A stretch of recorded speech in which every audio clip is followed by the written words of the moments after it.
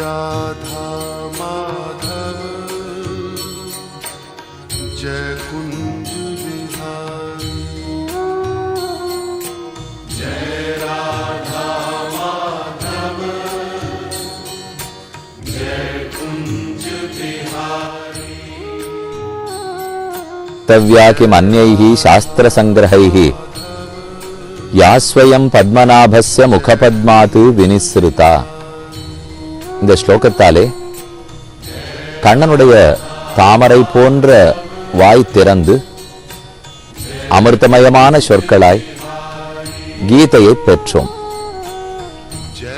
அந்த கண்ணன் சிறு வயதிலே விளையாடின பல இடங்களை சேவித்துக் கொண்டு வருகிறோம். அதில் இன்று நாம் இருக்கும் இடம் பர்சானா என்கிற பிரசித்தமான இடம். இது பழைய காலத்திலே பிருஹத் சானு என்று சொல்லியிருந்தார்கள். இப்ப அது மருவி காலப்போக்கில் பர்சானா என்று வழங்கப்படுகிறது. இது நந்த கிராமத்துக்கு அருகிலே உள்ளது. ஏற்கனவே சொல்லியிருந்தா போலே முதல் 5 ஆண்டுகள் கண்ணன் கோகுலத்திலே இருந்து பிற்பாடு அங்கிருந்து புறப்பட்டு நந்த கிராமத்தை சென்றடைந்தான். சுமார் 10-11வது வயசு வரை நந்த கிராமத்தில் தான் வாழ்ந்தான். இந்த பர்சானாங்கிறது நந்த கிராமத்திலிருந்து 10 மைல் தொலைவில் உள்ளது. இவ்விடம் ராதாராணி வளர்ந்த இடம் என்று எல்லாரும் கொண்டாடுகிறார்கள். ராவல்ங்கிற இடத்திலே தான் ராதா பிறந்தாள். பர்சானாங்கிற இவ்விடத்தில் தான் ராதா வளர்ந்தாள். இங்கே ராஜஸ்தானத்தவர்கள் கட்டின ரொம்ப ஆச்சரியமான கோவில் உள்ளது. அந்த கோவிலைத்தான் இப்ப நீங்க சேவித்துக் கொண்டிருக்கிறீர்கள். சிறு மலையேறி போனோம்னால் ராதையும் கண்ணனும் சேர்ந்து சேவிக்கிற அழகான தரிசனத்தை நாம் பெறலாம். அவர்களை சேவிக்கும் பாக்கியத்தை பெறலாம். இந்த கோவிலேயே 2 பக்கமாக இருக்கிறது. ஒன்று அரண்மனை பக்கம், மற்றொன்று கோவில் பக்கம். இந்த மேல கோவிலிருந்து கீழ் நோக்கி பார்த்தீங்கன்னால் மோருக்குட்டி அப்படின்னு ஒரு இடம் இருக்கிறது. இங்கதான் கண்ணன் மயில போல வேஷமிட்டு கொண்டு எல்லா பிள்ளைகளையும் சந்தோஷப்படுத்துவதற்காக ஆடுவன். நேர பார்த்தா சங்கேத்துன்னு ஒரு ஸ்தலம் தெரிகிறது. அந்த இடத்தில் தான் எல்லா கோபிகைகளையும் ராதாராணியும் வர சொல்லி சந்தித்து பேசுவனாம் கண்ணன். மற்றொரு இடத்திலே கண்ணன் வரி வசூலித்த இடம் இருக்கிறது. பெண்கள்லாம் மோர் குடத்தையும் பால் குடத்தையும் வெண்ணையை சுமந்துண்டு விற்கிறதுக்காக போவார்கள். இந்த இடத்தை தாண்டி போகணும்னால் எனக்கு வரி கட்டினால் தான் போக முடியும் என்று கண்ணன் தடுத்தான். அந்த இடத்தையும் நாம இப்போது சேவித்துக் கொள்ளலாம். இந்த ராதாங்கிறது ஆறு என்கிற கேள்வி பிறக்கும். இது நாம புத்தகங்களை புரட்டி பார்த்தோம்னால் வடக்கே இருக்கிற பக்தி சம்பிரதாயத்தின்படி பஜன மார்க்கத்தின்படி ராதா என்ற கண்ணனுடைய மகிழ்ச்சிகளுக்குள்ளே ஒருத்தி.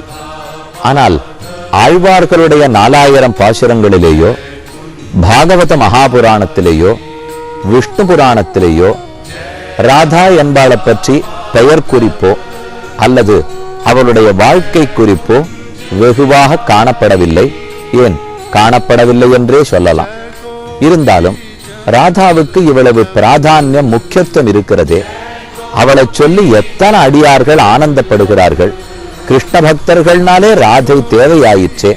அப்படி இருக்கிறச்சே அவள் ஆர் என்கிற கேள்வி பிறக்கும். எத்தனையோ கோபிமார்கள் கண்ணனோட கூடவே வாழ்ந்தார்கள். எல்லாரும் சிறு பெண்கள். குழந்தைகளும் எப்படி பரிமாறிக்கொள்வார்களோ அதே போல ஆனந்தமாக கோகுலத்திலும் நந்த கிராமத்திலும் பர்சானாவிலும் விளையாடி வந்தார்கள். இவர்கள் எல்லாரிடத்திலையும் பொதுவாக இருந்தது பக்தி. கிருஷ்ணனிடத்திலே பிரேமம், கண்ணனிடத்திலே மாளாத மீளாத அள்ளள்ள குறையாத அன்பு. அன்புங்கிறது ஒரு பண்பு. அந்த அன்பு அன்பனிடத்திலே இருக்க வேண்டும். பண்பு பண்பாளனிடத்திலே இருக்கும். பண்பை படம் வரைய சொன்னா வரைய முடியாது.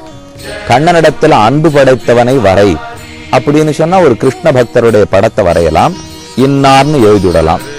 ஆனா கண்ணனிடத்தில் இருக்கும் அன்பையே படமாக வரைன்னு சொன்னால் செய்ய முடியாது. பண்பை படம் வரைய முடியாது. பண்புக்கு உருவம் கிடையாது. பண்புடையவனுக்குத்தான் உருவம் இருக்கும், பண்பாளனுக்குத்தான் உருவம் இருக்கும். ஆனால் இப்ப நம்ம ராதான்னா ஆறுன்னு பார்க்கிற முடியும். கிருஷ்ண பக்தி என்கிற உயர்ந்த குணம் என்கிற பண்பு, அந்த பண்பையே ஒரு ஆளாக ஒரு பெண்ணாக உருவகப்படுத்தினோம் என்னால் அந்த உருவகம்தான், அந்த உருவந்தான் ராதா என்று கொள்ள வேண்டும். ஆக கிருஷ்ண பக்தி அது ஒரு பர்சானிபிகேஷன் சொல்ற முடியும். கிருஷ்ண பக்தியே ஒரு உருவெடுத்து விட்டதென்னால் அந்த உருவத்துக்கு ராதான்னு பெயர். அதனாலதான் அது பாரத தேசம் முழுக்க இவ்வளவு பிரசித்தம் அடைந்துள்ளது. கண்ணனும் கிருஷ்ண பக்தியும். பக்திங்கிறதே பெண்ணுரு கொண்டது, அன்பு காதல் இப்படிங்கிறதே பெண் உருவத்தை எடுத்துட்டாச்சே. நம்ம நாட்டில் இருக்கிற நதிகளுக்கெல்லாம் பெண்ணனுடைய பெயர்கள் தான். பெண்ணு ஸ்திரீலிங்கத்துல தான், பெண்பால்ல தான் நதிகளையே பத்தி பேசுகிறோம். ஆகையாலேயே பாரத மாதான்னு சொல்றோம், பாரத பிதான்னு சொல்றோம். உயர்ந்த வஸ்துக்கள் எல்லாமே பெண்ணுரு கொண்டு தான் இருக்கும். கிருஷ்ண பக்திங்கிறது எவ்வளவு உயர்ந்த வஸ்து. அதனாலதான் அதுவே பெண்ணுரு கொண்டு ராதையாக இருந்திருக்க வேண்டும். அந்த ராதைக்கும் கண்ணனுக்கும் பர்சானாவில் நின்று கொண்டு பல்லாண்டு பாடி இனி மேற்கொண்டு அவர்களுடைய அருளாலே கண்ணனுடைய கீதையின் 4